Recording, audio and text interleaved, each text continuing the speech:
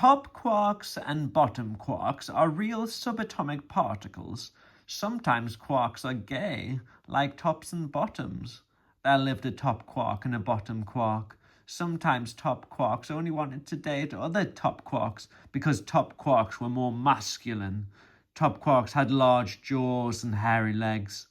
A bottom quark felt very insecure and inadequate because of their femininity. They worried they weren't attractive enough to other gay quarks, but then the bottom quark met their top quark partner in a gay quark nightclub, and they lived happily ever after.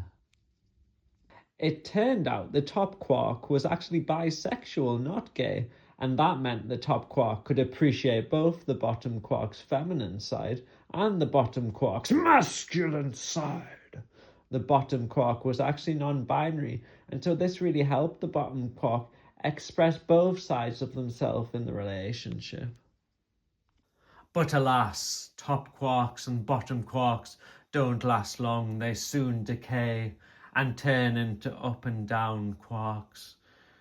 Two up quarks and a down quark make up a proton, and so protons are themselves particles that are made of other particles called up quarks and down quarks. And then atoms are made of protons, neutrons, and electrons. So yeah, there's like whole particles made of particles made of particles. Me cuddling light particles and all the colourful things I like because of my autism. It's a group hug and everything is conscious, even light particles.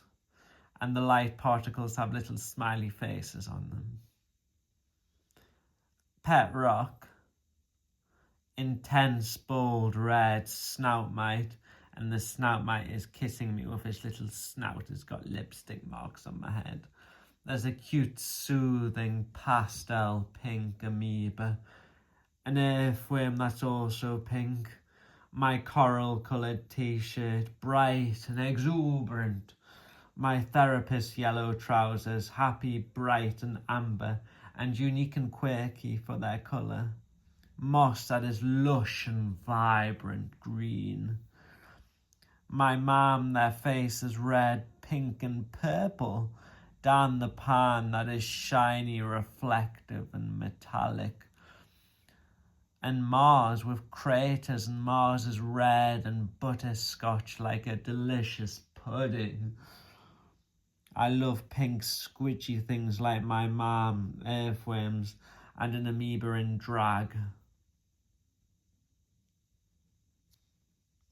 In real life, the Planck length, which is a distance of 10 to the minus 35 meters, may be the smallest unit of length in the universe.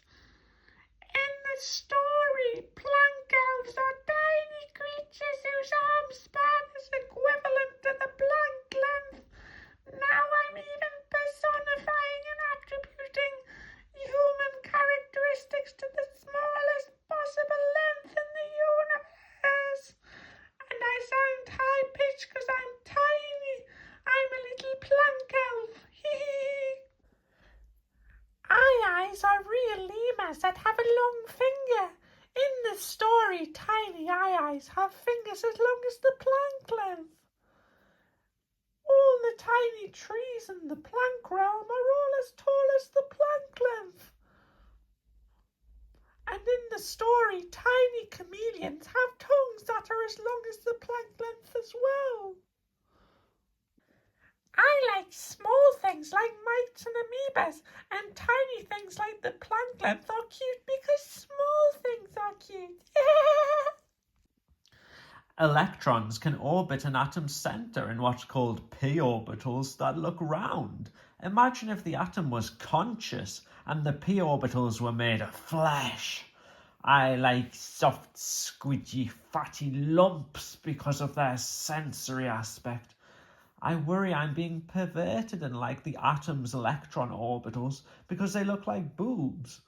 But round things are cute and have soft, soothing shapes and edges, so I probably just like electron orbitals in an innocent way. Helium hydride is a helium atom bonded to a hydrogen atom. Helium hydride may be the oldest compound in the universe, so I drew a helium hydride with lots of wrinkles and folds and loose fat like an old person. I like loose fat, like on people's arms or neck. Old people have the best loose fat to play with. People who weigh more have more fat. I worry my love of loose fat is a sexual thing because boobs are loose fat. However, this is just my OCD making me irrationally worry. If it really was a sexual thing, I would be dating obese 80-year-olds, which I'm not. It is interesting, though, how your autistic love of sensory things like loose fat can confuse you into thinking you're attracted to someone.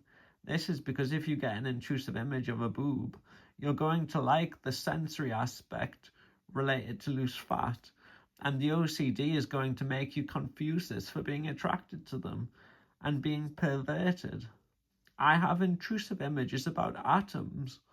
The issue is, I think about my videos all day, so if my videos are drawing intrusive images, I'm going to think about those thoughts all day.